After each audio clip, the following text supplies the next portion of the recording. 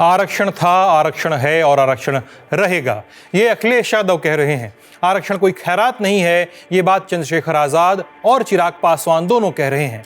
मायावती कह रही हैं कि जाति के आधार पर मिले संवैधानिक आरक्षण को आर्थिक आधार से बदलने की मांग सही नहीं है। और इन सारे बयानों के बीच सवालों के केंद्र में है उत्तर प्रदेश के डिप्टी सीएम ब्रजेश पाठक। क्यों? क्योंकि आरक्षण की मौजूदा व्यवस्था का विरोध करने वाले आंदोलन से जुड़े कुछ लोगों से ब्रजेश पाठक मिले, उनकी प्रेस कॉन्फ्रेंस करवाई, उनकी मांग केंद्र तक पहुंचाने और केंद्रीय मंत्री से मुलाकात कराने का भरोसा भी दिया। और इसके बाद आरक्षण की बहस दिल्ली के जंतर मंतर से निकलकर सीधे 2027 के उत्तर प्रदेश चुनाव की राजनीति में दाखिल हो गई। आज इस खबर पर विस्तार से बात करेंगे, जानेंगे कि किसने आरक्षण के खिलाफ ऐसी आग भड़काई है कि सीधे डिप्टी सीएम को उतरना पड़ा है और आंच फिर सरकार तक भी पहुंच गई है। और खुद से एक सवाल पूछेंगे कि अगर दो लोगों से कहा जाए कि दौड़ शुरू करो, लेकिन एक की शुरुआत स्टार्टिंग लाइन से हो और दूसरे की 10 कदम पीछे से, तो क्या दोनों को सिर्फ इतना कह देना काफी है कि अब नियम सबके लिए बराबर हैं? शायद नहीं। अफर्मेटिव एक्शन इसी फर्क को पहचानने की कोशिश है। इसका विचार बहुत सीधा है। अगर किसी समाज के कुछ हिस्सों को पीढ़ियों तक शिक्षा, नौकरी, जमीन, सत्ता, संस्थानों और फैसले लेने की जगहों से दूर रखा गया, तो सिर्फ कानून में बराबरी लिख देने से बराबरी अपने आप नहीं आ जाती। कहीं इसे रिजर्वेशन कहा गया, कहीं इसे अफर्मेटिव एक्शन, कहीं डाइवर्सिटी पॉलिसी। तरीका अलग हो सकता है, लेकिन मकसद लगभग एक रहा। जिन लोगों की एंट्री लंबे समय तक बंद रही, उनके लिए दरवाजा थोड़ा ज्यादा खोलना। और इसका असर सिर्फ उन लोगों पे नहीं पड़ा जिन्हें सीधा फायदा मिला। जब अलग अलग जाति, नस्ल, लिंग और सामाजिक पृष्ठभूमि के लोग विश्वविद्यालयों, सरकारी नौकरियों, संसदों, अदालतों और दूसरे संस्थानों तक पहुंचे, तो उन संस्थानों का चरित्र भी बदला। ऐसे लोग फैसले लेने वाली मेज तक पहुंचे जिनकी समस्याएं पहले अक्सर उस मेज तक ही नहीं पहुंचती थी। अफर्मेटिव एक्शन ने एक और काम किया। इसने समाज को यह याद दिलाया कि रिप्रेजेंटेशन सिर्फ प्रतीक नहीं होता, पावर का हिस्सा भी होता है। लेकिन इसकी बहस कभी खत्म नहीं हुई। कौन इसका हकदार है? कितने समय तक इसकी जरूरत है? क्या आर्थिक स्थिति को ज्यादा महत्व मिलना चाहिए? क्या इसका असर मेरिट पे पड़ता है? और क्या सबसे बड़ा सवाल जो है कि क्या सदियों की सामाजिक असमानता को सिर्फ अब सब बराबर हैं कहकर खत्म माना जा सकता है? इसीलिए अफर्मेटिव एक्शन सिर्फ एक पॉलिसी नहीं है, ये इस बात पर समाज की राय है कि बराबरी का मतलब सबको एक जैसा देना है या हर किसी को उस जगह तक पहुंचने का मौका देना है जहां से रेस शुरू होने वाली है। और भारत में आज आरक्षण को लेकर जो बहस फिर से तेज हुई है, उसे समझने के लिए इसी सवाल को समझना जरूरी है। इसको समझेंगे, इसके बाद बात करेंगे एक विवाद की। विवाद के केंद्र में है एक आईएएस अधिकारी और जज। आईएएस अधिकारी वही जो तब भी प्रकाश में आई थी जब अखिलेश यादव सूबे के मुख्यमंत्री हुआ करते थे। नमस्ते, मेरा नाम सिद्धांत है और आप देखना शुरू कर चुके हैं लल्लन टॉप यूपी बुलेटिन।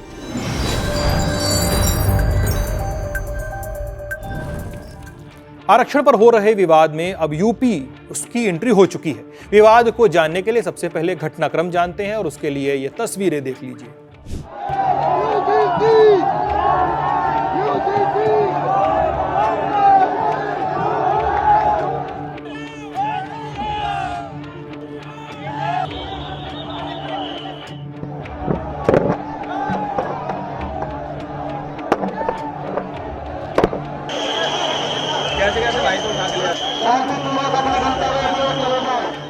इक्कीस अगस्त का दिन दिल्ली का जंतर मंतर नाम अलग अलग जगहों पे रिजर्वेशन हटाओ आंदोलन और रिजर्वेशन रिफॉर्म मूवमेंट के तौर पे सामने आया। प्रदर्शन में मोटे तौर पर मांग उठी कि आरक्षण का आधार केवल जाति नहीं होना चाहिए, आर्थिक स्थिति और मेरिट जैसे पैमानों पर बात होनी चाहिए। कुछ प्रदर्शनकारी क्रीमी लेयर जैसे प्रावधानों को बढ़ाने की मांग कर रहे थे। इसके साथ यूजीसी के 2026 के इक्विटी रेगुलेशंस और SC/ST एक्ट को लेकर भी अलग अलग समूहों ने आपत्ति जताई थी। दिल्ली पुलिस ने प्रदर्शनकारियों को हटाया और कई लोगों को हिरासत में ले लिया। लेकिन 22 अगस्त के दिन एक अजीब कहानी लिखी गई। जंतर मंतर वाले आंदोलन से जुड़े हर्ष दुबे, मृत्युंजय पाठक और शिवा शर्मा इसी दिन लखनऊ पहुंचे और फिर टीवी पे दृश्य सामने आए। आरक्षण हटाने का आंदोलन कर रहे इन नेताओं के साथ या इन लड़कों के साथ स्क्रीन पर दिख रहे थे उत्तर प्रदेश के deputy CM Brajesh Pathak.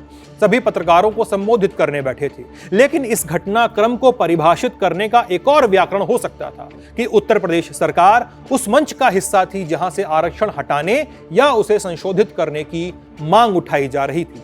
Deputy CM पाठक ने कहा भी कि युवाओं की मांगों को गंभीरता से सुना गया है। ज्ञापन केंद्रीय नेतृत्व को भेज दिया गया है। अगले 2 दिनों में प्रतिनिधिमंडल की किसी केंद्रीय मंत्री से मुलाकात भी कराने की कोशिश होगी। ब्रजेश पाठक का संदेश था कि सरकार युवाओं के साथ है और किसी छात्र के साथ अन्याय नहीं होने दिया जाएगा। जंतर मंतर पर जो आप देख रहे थे, ये कल जो धरना प्रदर्शन हुआ उसमें आप सब की एक हमें पत्र मिला है। उस पत्र को हमने अपने केंद्रीय नेतृत्व को दिया है और केंद्रीय नेतृत्व ने कहा है कि हमारे जो साथी हमारे युवा साथी जो जंतर मंतर पर धरने पर बैठे थे, उनकी मांगों पर हम विचार करेंगे, गंभीरतापूर्वक विचार करेंगे और किसी भी स्थिति में अपने देश के युवाओं का, अपने देश के छात्रों का कोई नुकसान नहीं होने देंगे और सबको साथ लेकर के चलेंगे। अब इसी बात की सूचना देने के लिए हम आपके बीच में आएंगे और 2 दिन के बाद आप लोगों की इच्छा थी कि हम केंद्रीय नेतृत्व के समक्ष अपनी बात रखें, तो माननीय केंद्रीय मंत्री जी के साथ में 2 दिन के बाद इनकी बैठक होगी, उसमें हम इनको लेकर के जाएंगे और इनसे साथ में बात करेंगे। हमारी मानना है कि सर ने कहा है कि केंद्रीय मंत्री जी से हमारी मुलाकात कराई जाएगी और हम लोगों की बात वहां रखी जाएगी, तो सर अपने वादे पर खरा उतरेंगे और सर अपनी मांग को पूरा करेंगे। हमारा ये कहना है कि अगर जिनके केंद्रीय मंत्रियों से हो सके कराया जाए, लेकिन अमित शाह जी और मोदी जी से हो सके तो ज्यादा अच्छी बात रहेगी हमारे लिए। यहीं से सवाल उठा, सरकार प्रदर्शनकारियों की बात सुन रही है, इसमें अपने आप में असामान्य क्या है? लोकतंत्र में सरकार विरोध करने वालों से बात भी कर सकती है। लेकिन विवाद इस बात पर हुआ कि आंदोलन में आरक्षण व्यवस्था को खत्म करने या जाति आधारित आरक्षण की जगह दूसरी व्यवस्था लाने की मांग भी उठ रही थी और यूपी में 2027 का चुनाव तो सामने ही है। इसलिए ब्रजेश पाठक की मुलाकात को विपक्ष ने सिर्फ संवाद के तौर पर नहीं देखा, उन्हें मौका मिला। उन्होंने एक्स पे लॉग इन किया और लिखने लगे कि आरक्षण सुधार के नाम पे आरक्षण समाप्ति की कोशिश की जा रही है। जी हां, हम अखिलेश यादव की बात कर रहे हैं, सपा सांसद, सूबे के पूर्व मुख्यमंत्री और पार्टी के चीफ भी। वर्बैटिम जानिए, आरक्षण सुधार के नाम पर आरक्षण समाप्ति का षड्यंत्र पीडीए समाज के खिलाफ एक और गहरी साजिश है। आरक्षण पीडीए का अधिकार है, किसी के भी इच्छा का विषय नहीं है। भाजपा और उनके संगी साथी समय समय पर जिस तरह कभी समीक्षा तो कभी सुधार जैसे अस्पष्ट शब्दों का प्रयोग करके आरक्षण का विरोध करते हैं, या कभी क्रीमी लेयर की बात करते हैं, या आरक्षण त्यागने की सलाह देते हैं, वो सदियों से शोषित वंचित लोगों को मिले आरक्षण के अधिकार की हकमारी की लगातार की जा रही कोशिश के अलग अलग मुखौटे हैं। अखिलेश यादव ने आखिर में लिखा, आरक्षण था, आरक्षण है और आरक्षण रहेगा। इसके बाद नगीना सांसद और भीम आर्मी चीफ चंद्रशेखर आजाद का बयान आया। एक डिटेल्ड पोस्ट में उन्होंने भी लिखा कि लंबे वक्त से आरक्षण के खिलाफ माहौल बनाया जा रहा है और अब आरक्षण में सुधार जैसे शब्दों की आड़ में वही काम किया जा रहा है। कान खोलकर सुन लो, आरक्षण कोई खैरात नहीं है, ये सदियों से सामाजिक भेदभाव और वंचना झेलते समाज को संविधान द्वारा दिया गया प्रतिनिधित्व का अधिकार है। भारत सरकार व लखनऊ दरबार में बैठे सत्ताधीशों, कान खोलकर सुन लो, आरक्षण व्यवस्था में किसी भी तरह की छेड़छाड़ बर्दाश्त नहीं की जाएगी।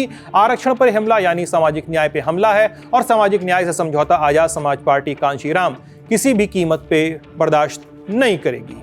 फिर चंद्रशेखर ने मीडिया को भी टारगेट किया, कहा कि हम ये भी देख रहे हैं कि इस पूरे माहौल को बनाने में मीडिया की बड़ी भूमिका है। हमारे हितों के विपरीत विचार रखने वाले लोगों को बार बार बुलाकर एक तरफा माहौल बनाने की कोशिश की जा रही है। लेकिन याद रखिए, हमारे सब्र का इतना इम्तिहान मत लीजिए। अगर हमारी आवाज को लगातार दबाने और नजरअंदाज करने की कोशिश की गई तो जनता लोकतांत्रिक तरीके से इसका जवाब देगी। हम जानते हैं कि मेन स्ट्रीम मीडिया में हमारा पर्याप्त प्रतिनिधित्व नहीं है, लेकिन हमारी आवाज को दबाया नहीं जा सकता। मीडिया को अपनी जिम्मेदारी समझनी होगी और आरक्षण जैसे संवेदनशील मुद्दे पर निष्पक्षता, संतुलन और जिम्मेदारी के साथ अपनी भूमिका निभानी होगी। और आरक्षण का विरोध करने वालों को आजाद समाज पार्टी कांशीराम खुली बहस के लिए आमंत्रित करती है। अगर आपके पास तर्क और तथ्य हैं तो सामने आइए, बहस हो तर्कों से, तथ्यों से और संविधान के दायरे में।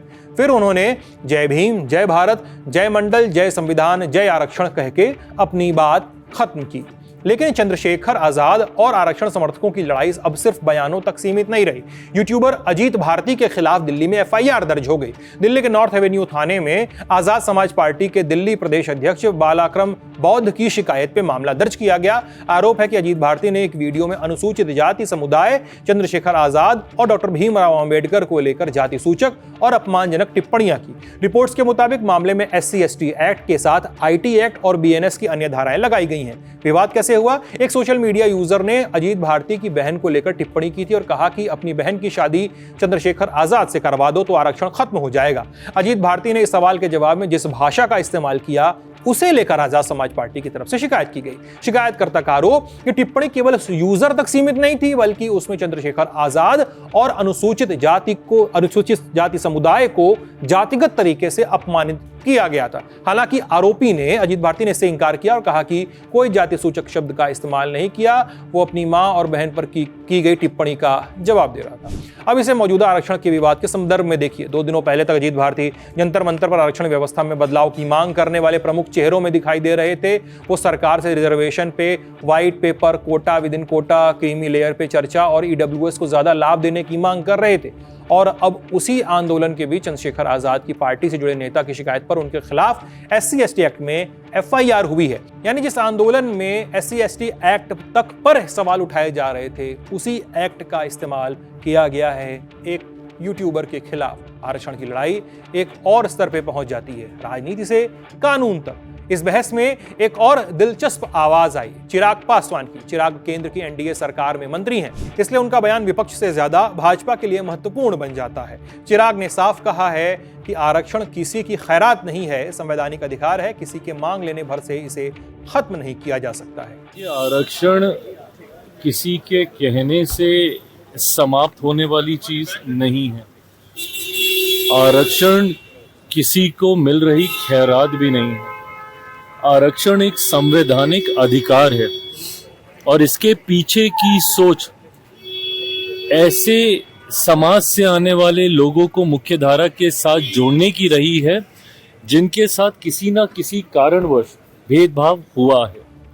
चिराग का तर्क था कि आरक्षण का मकसद उन समुदायों को मुख्यधारा और प्रतिनिधित्व में लाना था जिन्होंने लंबे समय तक सामाजिक भेदभाव को झेला है। और आर्थिक आधार पर वाली दलील पर उन्होंने याद दिलाया कि आर्थिक रूप से कमजोर सामान्य वर्ग के लिए EWS आरक्षण की व्यवस्था पहले से ही तो मौजूद है। लेकिन कहानी यहीं नहीं रुकी। 24 अगस्त को चिराग पासवान की पार्टी के सांसद अरुण भारती ने सीधे ब्रजेश पाठक पे सवाल उठा दिए। उन्होंने कहा कि जिस आंदोलन के पन्ने पे आरक्षण हटाओ लिखा है, उसे ब्रजेश पाठक आरक्षण सुधार क्यों बता रहे हैं। हटाओ आंदोलन लिखा हुआ है, उसको ब्रजेश पाठक जी ने आरक्षण सुधार कह दिया। आप बताइए कि जो इस आरक्षण को खत्म करने की बात करता हो, ब्रजेश पाठक जी कहते हैं कि नहीं आरक्षण सुधार की बात कर रहे हैं। अरे ये शब्दों का हेरफेर है, संदेश का हेरफेर नहीं है।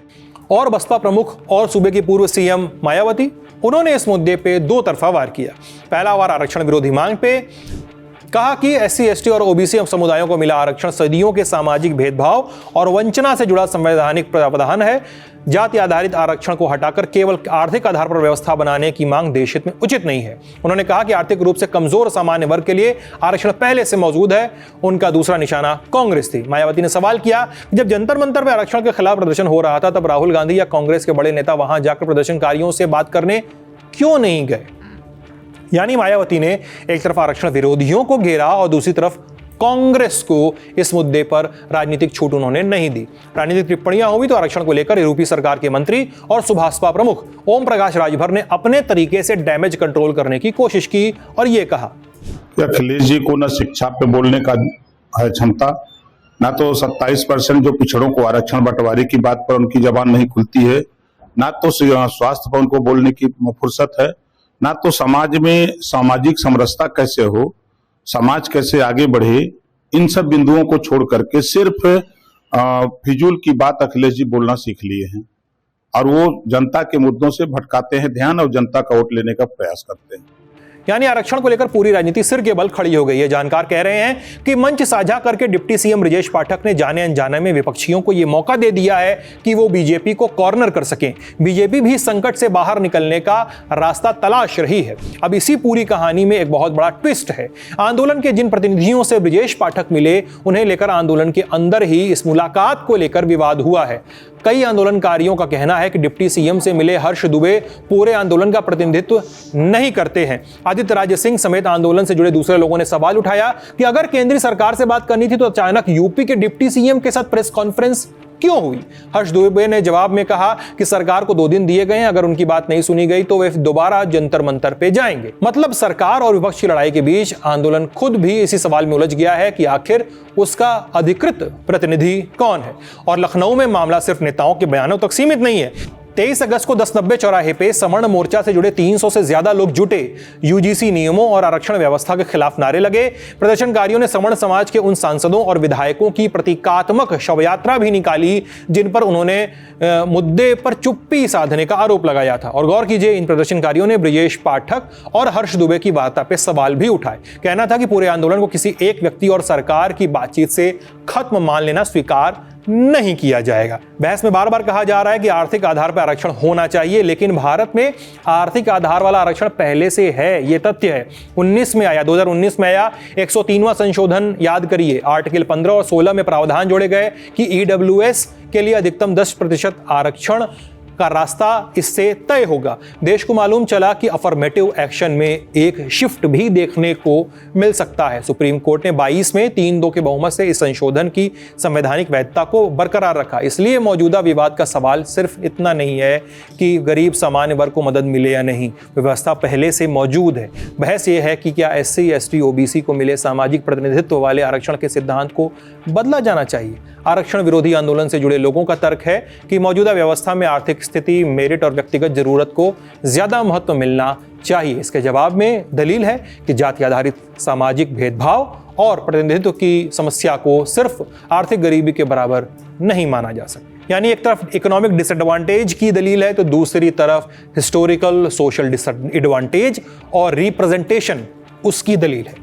इसके साथ यूजीसी वाला मुद्दा है ही है। जनवरी में यूजीसी ने नियम निकाले थे जिसके खिलाफ आंदोलन हुए थे, फिर सुप्रीम कोर्ट ने स्टे लगाया था। अभी भी सुप्रीम कोर्ट में इस पर सुनवाई चल रही है। यानी लखनऊ में जो हुआ है उसके तार सिर्फ आरक्षण से नहीं जुड़े हैं, वो काफ़ी पीछे तक जाते हैं कालखंड में।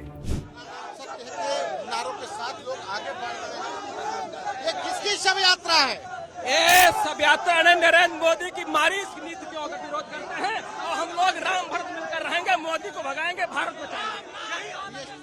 आपने अभी लखनऊ के 1090 चौराहे पे लोगों को यूजीसी के खिलाफ नारे लगाते भी सुना है। सवाल यह है कि 2027 से इसका क्या लेना देना है। इसके लिए चलिए 2024 में, तब लोकसभा चुनाव में उत्तर प्रदेश में संविधान और आरक्षण बड़ा राजनीतिक मुद्दा बने थे। समाजवादी पार्टी ने राज्य में 37 लोकसभा सीटें जीती थी जबकि बीजेपी 33 पर रही थी। सपा की पीडीए रणनीति में आरक्षण और प्रतिनिधित्व केंद्रीय मुद्दे रहे।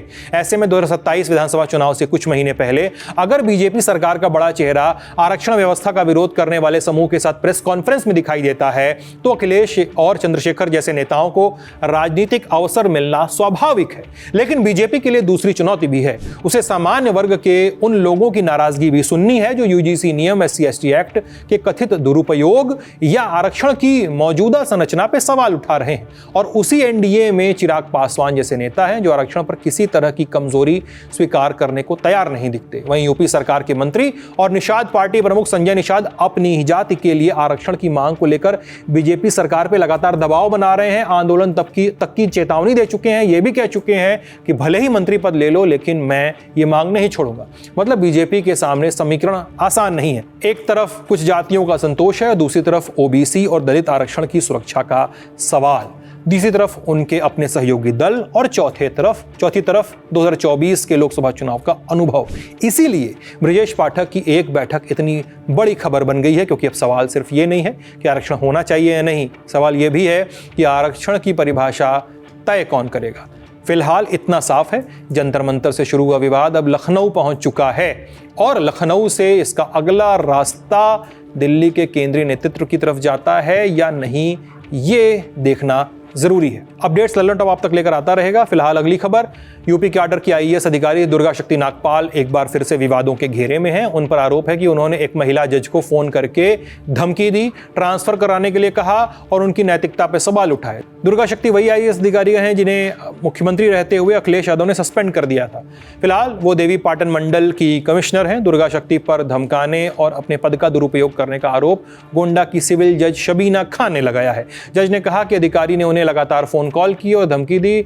लाइव लॉ कानूनी खबरों की एक वेबसाइट है, उनकी रिपोर्ट के मुताबिक जज ने यह कहा कि कमिश्नर ने कहा कि वो अपना केस ट्रांसफर करा लेंगी। उन्होंने मुझे डराने के लिए अपने पद का इस्तेमाल किया, धमकी दी कि मेरी शिकायत हाई कोर्ट में करेंगे। उन्होंने मेरे ऊपर अनुचित दबाव बनाया है। आरोप लगाने वाली सिविल जज ने 4 अगस्त 2026 को जुगोंडा के जिला जज को एक लेटर लिखा। लेटर में बताया कि दुर्गा शक्ति ने जज की छुट्टी के दौरान बार बार कॉल किया। जज ने कहा कि अधिकारी का पहला कॉल 15 जुलाई को आया था। पूछा कि जज छुट्टी से कब लौटेंगी।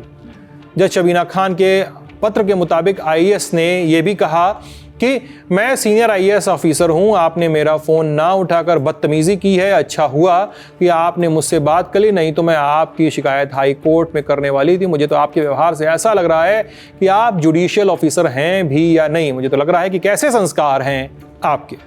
इस केस की सुनवाई जस्टिस सैयद कमर हसन रिजवी की बेंच कर रही है। उन्होंने ये कहा है आदेश पारित करते हुए कि टेलीफोनिक बातचीत के लहजे और भाषा को सुनकर लगता है कि अधिकारी ने कोर्ट पर दबाव बनाने की कोशिश की है, इसलिए कोर्ट ने दुर्गा शक्ति नागपाल के आचरण को क्रिमिनल कंटेम्प्ट के मामले में देखने के लिए संबंधित अदालत को भेज दिया है।